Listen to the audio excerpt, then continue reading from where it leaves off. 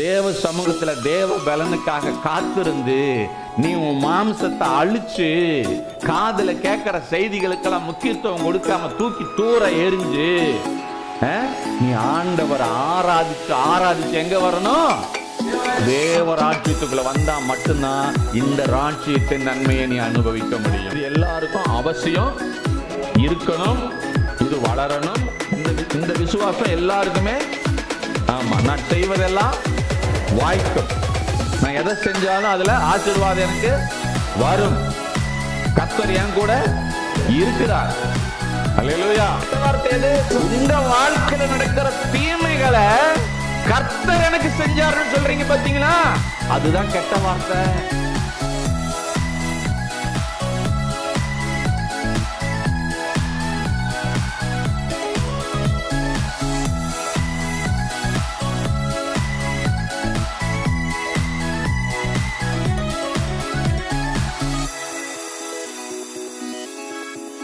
கடந்த வாரம் நாம பார்க்கும்போது அப்போஸ்தலர் நடபடிகள் புஸ்தகம் 17ஆம் அதிகாரத்தில் 10வது வசனத்திலிருந்து 12வது வசனம் வரைக்கும் வாசிக்கும்போது 2 சபைகளை குறித்து அங்கு லூக்கா எழுதுகிறார்.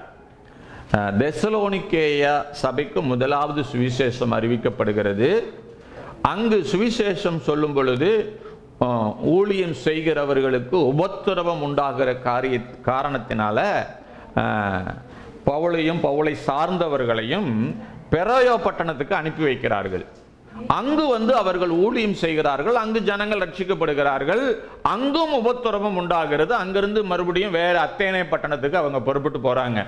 இப்படிப்பட்ட சூழ்நிலையில அங்க அந்த 2 சபைகளை குறித்து லூக்கா எழுதும்போது எப்படி எழுதுகிறார் என்று சொன்னா, தெசலோனிக்கேயா பட்டணத்தில் இருக்கிற சபையினுடைய விசுவாசிகளை பார்க்கிலும் பெரோயா பட்டணத்தில் இருக்கிற விசுவாசிகள் அனுதினமும் வேத வசனங்களை இப்படி இருக்கிறதா என்று ஆராய்ந்து பார்த்ததினால் தெசலோனிக்கேயர்களை பார்க்கிலும் பெரோயா பட்டணத்தில் இருக்கிறவர்கள் நற்குணசாலிகளாய் மாறினார்கள் என்று சொல்லி வேதம் சொல்லுகிறது. லூக்கா குறிப்பிடுகிறார். அவங்க வாழ்க்கையை பார்த்து சொல்றாரு. அவர்களோடு பயணம் பண்ணினவர் சொல்றாரு, நான் அந்த சபையும் பார்க்கிறேன், இந்த சபையும் பார்க்கிறேன். ஆனா இவங்களும் வசனத்தை ஏத்துக்கிட்டாங்க, அவங்களும் வசனத்தை ஏத்துக்கிட்டாங்க, அவங்களும் ஜெபிக்கிறாங்க, இவங்களும் ஜெபிக்கிறாங்க, இவங்களும் உபாசிக்கிறாங்க, அவங்களும் உபாசிக்கிறாங்க, இவங்களும் சர்ச்சுக்கு போறாங்க, இவங்களும் சர்ச்சுக்கு போறாங்க. எல்லாம் சேமா இருக்கு, எல்லாம் ஒரே மாதிரி இருக்குது. ஆனா அவங்களுடைய நடக்கையை, அவருடைய குணத்தை பார்க்கும்போது பெரோயா பட்டணத்துக்கு வெயிட் அதிகமா இருக்குது, கனம் அதிகமா இருக்குது, மேன்மை அதிகமா இருக்குது. ஏன்னா அவங்க குணம் மாறி இருக்குது. என்னங்க சத்தமா சொல்லுங்க. அப்ப குணம் மாறாமையே என்ன செஞ்சுக்கிட்டு இருக்க முடியும்? வாழ்ந்துகிட்டு இருக்க முடியும், கிறிஸ்தவங்களா இருக்க முடியும். ஆனா குணம் மாறினதுனால லூக்கா அதை எப்படி காமிக்கிறாரு? இவங்களை காட்டிலும் இவங்க நற்குணசாலிகளா இருக்கிறார்கள். ஆமென். ஆனா வேதத்தை நம்ம திறந்து பார்த்தோம் அப்படின்னு சொன்னா, அடுத்து பெரோயா பட்டணத்தை அவங்களுக்கு என்ன ஆலோசனை சொன்னாரு, அவங்க எப்படி இருக்காங்க அப்படிங்கிறது அதை பத்தியும் நமக்கு விளக்கம் இல்லை. ஆனா அப்போஸ்தலனாகிய பவுல் தெசலோனிக்கேயருக்கு எழுதின கடிதத்தை பார்க்கும்போது அவங்க என்னென்ன காரியங்களை செஞ்சாங்க, என்னென்ன காரியங்களை பாதைகளை கடந்து வந்தாங்கங்கிறது நமக்கு சில எவிடன்ஸ் இருக்குது. அதனால நாம என்ன பண்ண போறோம் அப்படின்னா, நம்ம இந்த தராசுல வைக்கிற மாதிரி வச்சாலும் சரி, நீங்க கனம் மகிமையை கொடுக்கறது மாதிரி பார்த்தாலும் சரி, வெயிட் அதிகமா இருக்கிற பெரோயா பட்டணத்தை பத்தி நமக்கு தெரியல. ஆனா கொஞ்சம் குறைச்சு மதிப்பிடப்பட்டிருக்கிற தெசலோனிக்கேயா பட்டணத்தை பத்தி நமக்கு செய்தி இருக்குது. ஆகவே நாம அதோட கம்பேர் பண்ணி அதை விட மேல வளர்க்க முயற்சி பண்ணா நாமும் என்னவா மாற முடியும்? பெரோயா பட்டணத்தார போல மாற முடியும். அதாவது நல்ல மார்க் ஒருத்தர் வாங்கியிருக்கிறான், அவனை பத்தி நமக்கு எதுவுமே தெரியல. ஒருத்தர் 50 மார்க் தான் என்ன பண்ணிருக்கிறாரு, வாங்கி பாஸ் பண்ணிருக்கிறார். ஒருத்தர் 100 மார்க் வாங்கிட்டாரு, அவரை பத்தி எதுவுமே நமக்கு தெரியல. ஒருத்தர் 50, 60, 70 வாங்கி என்ன பண்ணிருக்கிறாரு, பாஸ் பண்ணிருக்கிறாரு. அவரை பத்தி டீடைல்ஸ் என்ன இருக்குது பைபிள்ல இருக்குது. ஆகவே அந்த டீடைல்ஸோட நம்மளை கொஞ்சம் அனுப்பிச்சு நாம எவ்வளவு மார்க் இருக்கிறோம் அப்படின்னு பார்த்து நம்மளை அனலைஸ் பண்ணி நாம நிறைய மார்க் வாங்க முயற்சி பண்ணுனா நாம எந்த இடத்துக்கு போயிடலாம்? பெரோயாவுக்கு போயிடலாம். இப்ப புரிஞ்சுச்சா? போன வாரம் என்ன சொன்னேன்?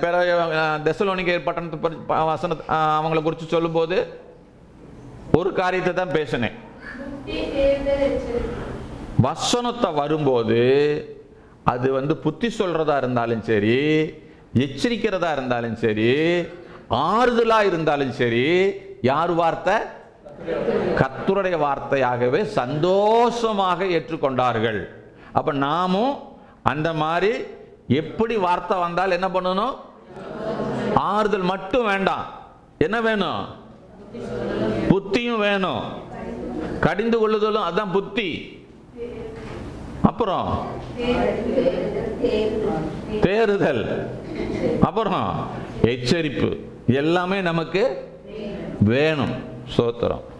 அதுக்கு அடுத்து இன்னைக்கு நாம பார்க்க போறது என்னன்னா, அந்த சபை ரொம்ப உபத்திரவங்களின் வழியாக கடந்து போனது. தெசலோனிக்கே சபை என்ன உபத்திரவம்? கொடிய உபத்திரவம். நம்மள மாதிரி விடுதலையா அவங்கனால என்ன பண்ண முடியல? ஆராதிக்க முடியல. கவனிங்க, நீங்க அது 1 தெசலோனிக்கேயர் புத்தகத்தை திருப்பிக் கொள்ளுங்க. 1ஆம் அதிகாரம் 6வது வசனம். நீங்கள் மிகுந்த உபத்திரவத்திலே பரிசுத்த ஆவியின் சந்தோஷத்தோடு திருவசனத்தை ஏற்றுக்கொண்டு எங்களையும் கர்த்தரையும் பின்பற்றுகிறவர்களாகி இவ்விதமாய் மக்கதோனியாவிலும் அகாயாவிலும் உள்ள விசுவாசிகள் யாவருக்கும் மாதிரிகள் ஆனீர்கள் அப்படின்னு சொல்லியிருக்கிறார். கவனிக்கணும், தெசலோனிக்கேயா அப்படிங்கிறதும் பெரோயா அப்படிங்கிறதும் ஒரு ஊருடைய, ஒரு பட்டணத்தினுடைய பெயர். மக்கதோனியா, அகாயா அப்படிங்கிறது எப்படின்னா தமிழ்நாடு, கர்நாடகா அப்படின்னு சொல்ற மாதிரி ஸ்டேட் மாதிரி வச்சுக்கோங்களேன். ஒரு குறிப்பு அதுக்குள்ளதான் எங்க இருக்குது? மக்கதோனியாவுக்குள்ளதான் என்ன இருக்குது? தெசலோனிக்கேயாவும் பெரோயாவும் இருக்குது. பக்கத்து மாநிலம் அகாயா. இப்போ அப்போஸ்தலர் நடபடிகள் 17ஆம் அதிகாரம் 4வது வசனம். அவர்கள் சிலரும் பக்தியுள்ள கிரேக்கரில் திரளான ஜனங்களும் கணம்பொருந்திய ஸ்திரீகள் அநேகரும் விசுவாசித்து பவுலையும் சீலாவையும் சேர்ந்து கொண்டார்கள். விசுவாசியாத யூதர்கள் வைராக்கியம் கொண்டு, நம்ப முடியாதவங்க, இயேசுதான் மேசியா, இயேசுதான் ரட்சகர், இயேசுதான் இப்ப இருக்கிற அரசாங்கத்தினுடைய, ஆவிக்குரிய அரசாங்கத்தினுடைய ராஜா அப்படிங்கிறத ஏற்றுக்கொள்ள முடியாத யூதர்கள் என்ன பண்றாங்க? வைராக்கியம். சொல்லுங்க, வைராக்கியம் கொண்டு வீணராகிய சில பொல்லாதவர்களை சேர்த்து கொண்டு கூட்டம் கூடி, பாருங்க, இவங்கனால பண்ண முடியாது, இதனால என்ன பண்றாங்க? ரவுடிஸ் கூட்டத்தை என்ன பண்றாங்க? சேர்க்கிறாங்க. எதுக்கு? விசுவாசிகளை அடிக்கிறதுக்கு, விசுவாசிகளை துன்புறுத்தருக்கு. இன்னைக்கு உங்களுக்கு யாருக்காவது அப்படி நிலைமை இருக்கா? இருந்தா சொல்லுங்க. நமக்கெல்லாம் ரவுடியெல்லாம் இது வரைக்கும் நம்மளை யாரும் ஏன்டா சர்ச்சுக்கு போறேன்னு, வட இந்தியாவில் அது மாதிரிலாம் நடக்குது. இப்ப சமீப காலத்தில் பார்த்துருப்பீங்க, சர்ச்சுக்கு மேல எல்லாம் ஏறி என்ன பண்ணிட்டு இருக்கிறாங்க? ஆமா, அதெல்லாம் எப்போ கட்டின கொடிய இப்போ கட்ட ராமர் சிலை திறந்தோடனே என்ன பண்றாங்க? நம்ம ஆளுங்க போட்டுட்டு பரப்பிக்கிட்டு இருக்கிறாங்க. கவனிங்க, அப்படி என்ன கூட்டம்? வைராக்கியம், மத வைராக்கியம் உள்ள ஒரு கூட்டம் யாரை சேர்த்திக்கிச்சு? வீணர், ரவுடிஸ், வேலை வெட்டி இல்லாதவனை சேர்த்திக்கிட்டு ரவுடிசம் பண்ணி அங்க என்ன பண்றாங்க? கூட்டம் கூடி அமளி உண்டாக்கி ஆர்ப்பாட்டம், போராட்டம். எங்க மதத்தை அழிக்கிறதுக்கு ஒருத்தன் வந்துட்டான், எங்க மதத்தை நாங்க காப்பாத்துவோம் அப்படின்னு என்ன பண்றாங்க? சவுண்ட் விடுறாங்க. அப்புறம் யாசோனுடைய வீட்டை வளைந்து கொண்டு, ஏன்னா யாசோன் தான் அவருக்கு இடம் கொடுத்திருந்தார், பவுலுக்கும் அவனோட சேர்ந்த டீமுக்கு அவர் என்ன பண்ணியிருக்கிறாரு. அதனால இடம் கொடுத்தனால அவனை போட்டு என்ன பண்றாங்க, சாத்தி பிரச்சனை பண்ணி, இப்ப அரசாங்கம் அதுல தலையிட்டு ஜாமீன் வாங்கிட்டு அவன் என்ன பண்ணுது, வெளிவிடுற சூழ்நிலையில இவங்களை பத்திரமா பாருங்களேன் என்ன சொல்றாங்க பாருங்க. இவங்க பாருங்க, இந்த எதிர்பார்ப்பு என்ன சொல்லுது, உலகத்தை கலக்குகிறவர்கள் இங்கேயும் வந்திருக்கிறார்கள், இவர்களை யாசோன் ஏற்றுக்கொண்டான், இவர்கள் எல்லாரும் இயேசு என்னும் வேறொருவனை ராஜா. இதுதான் பைபிள் ஸ்டடியில் சொல்லி கொடுத்தேன் நான். இயேசுவா என்னன்னு சொல்றாங்க, ராஜான்னு சொல்றாங்க. எப்படி தூண்டி விடுறாங்க பாருங்க. ஏன்னா இப்ப அவங்களுக்கு ஒரு ராஜா இருக்கிறாரு. யாரு? ரோம பேரரசனுடைய ராஜா தான் ராஜான்னு சொல்லணும். ஆனா இந்த ரட்சிக்கப்பட்ட யூதர்கள், ரட்சிக்கப்பட்ட கிரேக்கர்கள், கணம் பொருந்தினவர்கள் என்ன சொல்றாங்க, இயேசுதான் எங்களுக்கு ராஜான்னு சொல்றாங்க. இயேசுதான் எங்களுக்கு ராஜான்னு சொல்றாங்க. இப்ப இந்த வார்த்தையை எடுத்துக்கொண்டாந்து எங்க கோத்து விடுறான், அரசியல் நினைச்சு விடுறான். அப்பதான் அரசாங்கம் இவங்களுக்கு விரோதமா என்ன பண்ணும், திருப்பப்படும் என்பதை தந்திரமாக வார்த்தைகளை எடுத்துக்கொண்டு போய் எங்க இணைக்கிறான், அரசாங்கத்தோட இணைச்சு ராஜா என்று சொல்லி ராயனுடைய கட்டளைக்கு விரோதமாக செய்கிறார்கள் என்று கூக்குரலிட்டு பாரு. இனிமே நம்ம நாட்டிலே அந்த மாதிரி நீங்க இயேசுவ ராஜா அப்படின்னு சொன்னீங்கன்னா அப்ப எங்க தேசத்தை ஆள்ற எங்க மோடிஜி யாரு?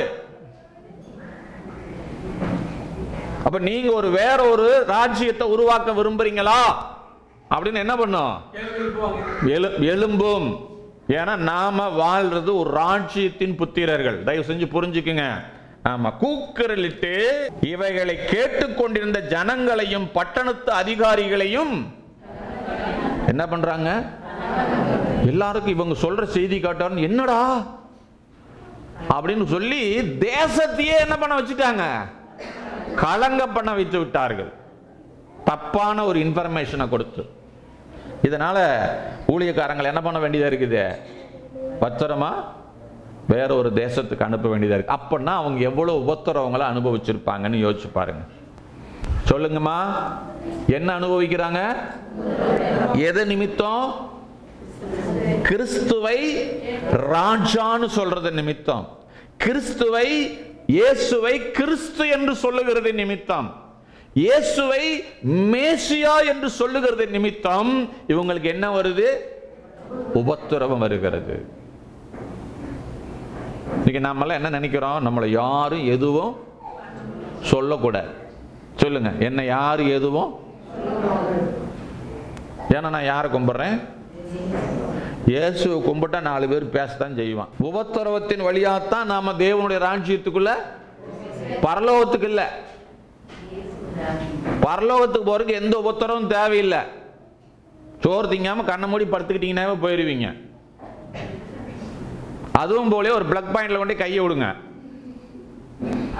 பரலோகத்துக்கு என்ன செஞ்சிடலாம், போயிடலாம். எந்த உபத்திரமும் கிடையாது.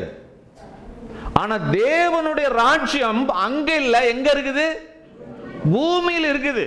இந்த தேவனுடைய ராஜ்யத்துக்குள்ள நீங்க போய் உள்ள நீங்க வாழணும் அப்படின்னா வெளியில் இருக்கக்கூடிய இருளின் ராஜ்யத்தின் அதிகாரங்கள் உங்களை போர்ஸ் பண்ணும். உள்ள இருந்து வெளியே தூக்கி போடுறதுக்கு முயற்சி பண்ணும், உள்ள போகிறதுக்கு இல்லாம முயற்சி பண்ணும். ஏனென்றால் வேதம் சொல்லுகிறது, தேவனுடைய ராஜ்யம் பலவந்தம் பண்ணுகிறது. தேவனுடைய ராஜ்யம் என்ன பண்ணுது,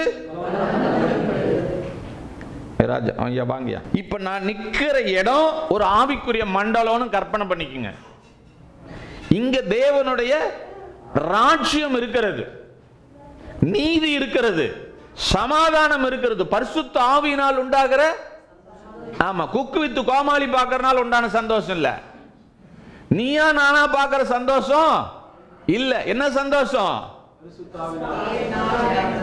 லாட்டரி சீட்டில் எனக்கு 1 கோடி அடிச்சிருச்சு, அந்த சந்தோஷம் இல்ல. எந்த சந்தோஷம், பரிசுத்த ஆவியினால் உண்டாகிற சந்தோஷம். எங்க இருக்குது, தேவ ராஜ்யம். தேவ ராஜ்யம் எங்க இருக்குது, பூமியில உங்க கூட தான் இருக்குது. தெரியாதனாலதான் பெரிய போராட்டமா இருந்துட்டு இருக்குது. இந்த ராஜ்யம் என்ன பண்ணுது? கென்னடி பிரதரை பலவந்தம் பண்ணி, உள்ள வாயா, வந்து இதை அனுபவியா அப்படின்னு என்ன பண்ணுது? இழுக்குது. இந்த ராஜ்யத்துக்குள்ள வா வா அப்படின்னு என்ன பண்ணுது? பலவந்தம் பண்ணுது.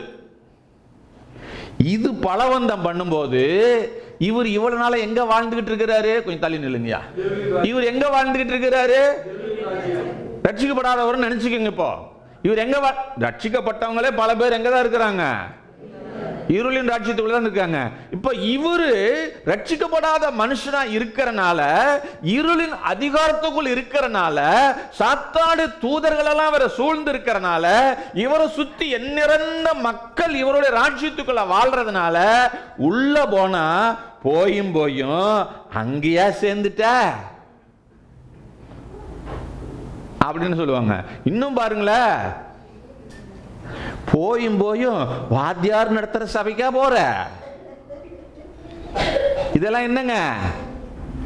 நீங்க உள்ள இங்க வரக்கூடாதபடிக்கு உங்களை பலவந்தம் பண்ணுது. உங்களை அது என்ன பண்ணுது? அங்கேயே நிக்க வைக்கிறதுக்கு பலவந்தம் பண்ணுது. ஆமா, சில மனிதர்கள் நீ தேவனுடைய சுபாவத்தை வெளிப்படுத்த கூடாதபடி உன்னை சீண்டி, உன்னை குத்தி, உன்னுடைய வேதனையை தூண்டி விட்டு எங்க வச்சிருக்க பாப்பாங்க? இங்க. எனக்கு மட்டும் அப்படின்னா எங்க இருக்கீங்க? அவளுக்கு வந்த புருஷன் எல்லாம் எப்படி இருக்கிறா? அங்க போய் பார்த்தா தான் ஆய்ப்பழத்தான் வளர்ப்பு, போய் பார்த்தா தான் தெரியுமா? இருக்கட்டும். இப்ப பாருங்க, இந்த ராஜ்யத்துக்குள்ள நீங்க வாழ்ந்துகிட்டு இருக்கிறதுனால உங்களால அதையும் சுத்தி சுத்தி சுத்தி பார்த்து கம்பேர் பண்ணி எப்படி இருப்பீங்க? வேதனை, வலி, வருத்தம், சஞ்சலம், இது வச்சு உங்களை என்ன பண்ணிட்டு இருக்குது? அமுத்திக்கிட்டு இருக்குது. ஆனா தேவனுடைய ராஜ்யம் உள்ளவா, மனம் திரும்பு, பரலோக ராஜ்யம் சமீபமா இருக்குது, அன்பாயிரு, ஒருத்தர் நேசி, மன்னி அப்படின்னு வசனத்தை என்ன பண்ணிட்டே இருக்குது? கற்பனையை கொடுத்து இழுக்க பார்க்குது, பலவந்தம் பண்ணுது. இப்ப இவர் பலவந்தம் பண்ணுனா தான் அங்கிருந்து என்ன பண்ண முடியும்? பலவந்தம் பண்ணுகிறவர்கள் தேவனுடைய ராஜ்யத்தை சுதந்தரிப்பார்கள். எங்க வர முடியும்? அங்க இருந்து நான் இழுக்கிற இழுப்புல எல்லாம் அவர் வந்துட முடியாது. அங்க இன்னொன்னு இழுத்துக்கிட்டு இருக்குது, அதெல்லாம் உதறி தள்ளி எனக்கு வேண்டாம், நான் போறேன் நீங்க வந்தாதான் இந்த ராஜ்யத்தின் நன்மை அவர் என்ன பண்ண முடியும்? ருசிக்க முடியும். ஆமென், அல்லேலூயா. ஐயா ரொம்ப நன்றிங்க ஐயா. இங்க நிக்கும் போது எங்க நிக்கிறேன்? இப்போ தேவ ராஜ்யத்தை தாண்டி இருள் ராஜ்யத்தில் நிக்கிறேன். இங்க என்னை யாரெல்லாம் குத்தி கொடைஞ்சு டெஸ்ட் வச்சு செக் பண்ணுவாங்க. கரண்ட் வருதா வரலையா, கோபம் வந்துருச்சா வரலையா, எந்த அளவுக்கு வந்திருக்கு, இப்பதான் ஏறிக்கிட்டு இருக்குது சுருதி.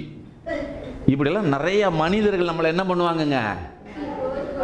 ஆமா, ஏன்னா கூட்டம் கூடி, சொல்லுங்க என்ன பண்ணுவாங்க? சொல்லுங்க, சத்தமா சொல்லுங்க. கூட்டம் கூடுனா ரெண்டு விதத்துல கூடணும். ஒன்னு தேவனை ஆராதிக்கிறதுக்கும் தேவனுடைய வார்த்தையை பேசுறதுக்கும் கூடணும். இல்லைன்னா அங்க கலகம் தான் உண்டாகும். அக்கா நேத்து எங்க வீட்டுல என்ன நடந்துச்சு தெரியுமாக்கா அப்படின்னு அங்க போய் உன் சோக கதையும் உன் சொந்த கதையும் நீ அவுத்து விடுறன்னு வச்சுக்க, நீ என்ன உண்டாக்கிட்டு இருக்கிற தெரியுமா? சொல்லுங்க. கலகத்தை உண்டாக்கிட்டு இருக்கிறீங்க. ஆமா, அடியும் உதையும் வாங்கிட்டு குதூகலம் கொண்டாட்டமே, நேத்தியம் வீட்டுக்காரி அடிச்சாலே குதூகலம் கொண்டாட்டமே, தூக்கி போட்டு மிதிச்சாங்களே அப்படின்னு பாடுனீங்கன்னா நீங்க எங்க இருக்கிறீங்க? அன்பின் குமாரன் ராஜ். இதெல்லாம் சாதாரணமா அனுபவிக்க முடியாதுங்க. உங்க அறிவை பயன்படுத்தி அனுபவிக்க முடியாதுங்க. ஆமாம், இன்னைக்கு என்னமோ வந்து இந்த மார்க்கெட்டில் நிறைய விற்கிறாங்களே, ஹெர்பல் லைஃபு, அப்புறம் ஆம்வே, விபிட்டோஸு, இந்த ப்ராடக்ட் எல்லாம் வாங்கி வாங்கி குடிச்சு எங்கே வர முடியாது? அன்பின் ராஜ்யத்துக்குள்ள வர முடியாது. பட்டினி கிடந்து உபவாசம் இருந்து தேவ சமூகத்தில் தேவ பலனுக்காக காத்திருந்து நீ உன் மாம்சத்தை அழிச்சு காதுல கேட்கிற செய்திகளுக்கெல்லாம் முக்கியத்துவம் கொடுக்காம தூக்கி தூர எரிஞ்சு நீ ஆண்டவரை ஆராதிச்சு எங்க வரணும்? தேவராட்சியத்துக்குள்ள வந்தா மட்டும்தான் இந்த ராட்சியத்தின் நன்மையை நீ அனுபவிக்க முடியும். விளங்கினவர்கள் அல்லையா சொல்லுங்க. விளங்கினவங்களுக்கு விளங்குவீங்க. யாருக்கு விளங்கலையோ ஸ்தோத்திரம், கர்த்தர் நல்லவர். உபத்திரவம் சொல்லுங்க. ஆனா அந்த உபத்திரவங்களுக்கு மத்தியில அவங்க எப்படி நடந்துக்கிறாங்கன்னு வாங்க, அங்க வாங்க மறுபடியும். 1 தெசலோனிக்கேயர் 1 அதிகாரம் 7வது வசனம். இவ்விதமாய் மக்கதோனியாவிலும் அகாயாவிலும் உள்ள, மக்கதோனியாங்கிறது என்ன? ஒரு தேசம், ஒரு பரந்த எல்லையுடைய ஒரு பகுதி. அகாயா அப்படிங்கிறது என்ன? பக்கத்தில் இருக்கக்கூடிய ஒரு பிராந்தியம்னு சொல்லலாம், ஒரு ஏரியா, பெரிய ஏரியா. அது ஒரு ஊர் இல்ல. அங்க இருக்கிற எல்லாருக்கும் இவங்க என்னவாயிட்டாங்களா? யாருங்க? தெசலோனிக்கேயர். தெசலோனிக்கேயர் யாரை விட கீழே இருக்காங்க? பெரோயோவை விட மார்க் கம்மியா வாங்கி இருக்கிறாங்க. ஆனா அந்த மார்க் கம்மியா வாங்கினவங்க வாழ்க்கையை பார்த்தாவே எப்படி இருக்குது? பிரமிக்கத்தக்கதா இருக்குது. அப்படின்னா பாஸ் பண்ற லெவல்ல இருக்கிறீங்களா? ஃபெயில் ஆகிற லெவல்ல இருக்கீங்களா? இல்ல 100க்கு 100 வாங்கணும் லெவல்ல இருக்கீங்களா? ஐயோ, புரியுதான்னு எனக்கு தெரியல. பாஸ் பண்ற லெவல்ல தான் இருக்கிறீங்க. அப்படின்னா உங்க சுத்தி இருக்கிற பட்டணத்துல பூரா நம்மளை பத்தி என்ன செஞ்சிருக்கணும்? என்ன தெரிஞ்சிருக்கணும்? போறா பாரு பைபிள் தூக்கிட்டு. அப்படியா? தொடர்ந்து வசனத்தை வாசிங்க. எப்படி எனில் உங்களிடத்திலிருந்து கர்த்தருடைய வசனம் மக்கதோனியாவிலும் அகாயாவிலும் தொனித்தது. என்ன தொனித்தது? யாருகிட்ட இருந்து?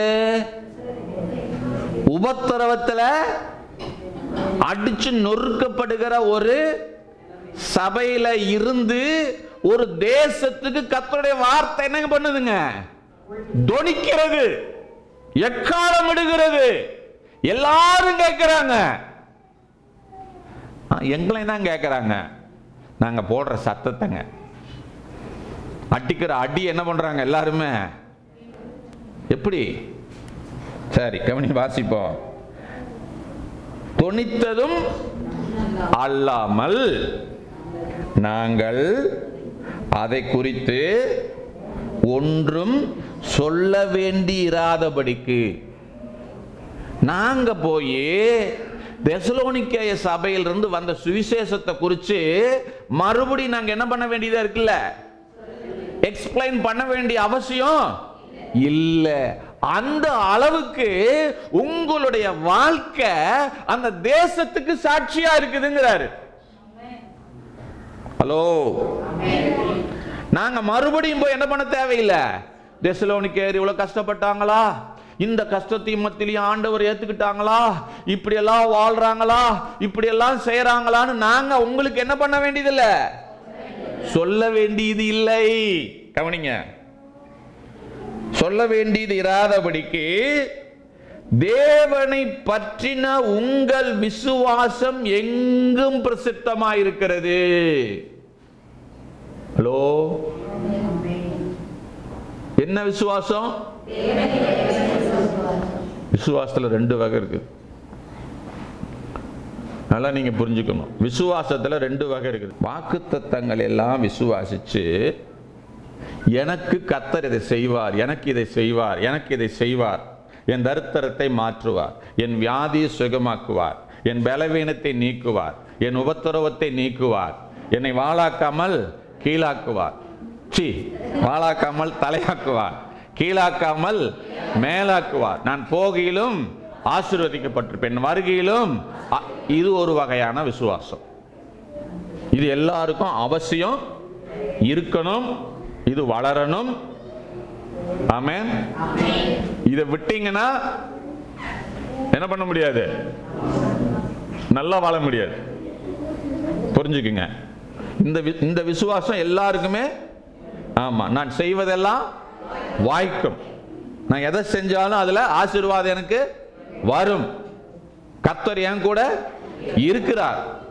அல்லேலூயா. ஆமா. இன்னொரு விசுவாசம் என்ன தெரியுமா? கர்த்தரை பற்றும் விசுவாசம். கர்த்தரை அப்படின்னா அவரையே பிடிச்சுக்கிட்டு இருக்கிறது. அவர் தான் மேசியா, அவர் தான் கிறிஸ்து, அவர் தான் என் ராஜா. எந்த சூழ்நிலையிலையும் நான் அவரை விட்டு விலகி போக மாட்டேன். அது தரித்திரமானாலும் சரி, உபத்திரவமானாலும் சரி, பலவீனமானாலும் சரி, நான் அவர் என்ன பண்ண மாட்டேன், விட மாட்டேன். நான் அவரை விட மாட்டேன் என்று அவரை பிடித்திருக்கிறதுக்கும் பேர் என்னதான்? விசுவாசம். ரெண்டு விசுவாசம். உங்ககிட்ட எந்த விசுவாசம் இருக்குது? உங்ககிட்ட என்ன விசுவாசம் இருக்குது? ரெண்டுமே இல்லைங்க. ரெண்டுமே இல்லாம நொந்து நூலாய் போய் வெந்து சுண்ணாம்பு மாதிரி வந்து உட்கார்ந்து இருக்கிறாங்க. முதல் விசுவாசம் உங்களுக்கு எது தெரியுமா இருக்கணும்? கர்த்தரை பற்றுகிற விசுவாசம். இந்த விசுவாசம் இல்லாம ரெண்டாவது, நான் முதல்ல சொன்னேன்ல, எனக்கு அதை செய்வாரு இதை செய்வாரு, என் வாழ்க்கை அப்படி ஆகும் இப்படி ஆகும்னு சொல்றோம்ல, அந்த விசுவாசம் பலிக்காது. கர்த்தரே அவர்தான் என்னுடைய ஆண்டவர், நான் இப்படியே செத்தாலும் பரவாயில்ல, அவரை நான் விட மாட்டேன். அவர் என்னுடைய ஆண்டவர், அவர் எனக்கு ஒருபோதும் தீங்கு செய்ய மாட்டார். நம்ம வாயை திறந்தாவே நமக்கு பிரச்சனை பேசும்போது என்ன தெரியுமா சொல்றோம்? ஏன் தான் ஆண்டவர், இந்த ஆண்டவர் ஏன் தான் இப்படி பண்றாருன்னு தெரியல, எனக்கு மட்டும் ஏன் தான் இப்படி செய்யறாரு. என்னமோ அவர் வந்து நான் உங்களை மட்டும் போட்டு செக்கில் போட்டு என்ன பண்றாரு, இடிக்கிறார்.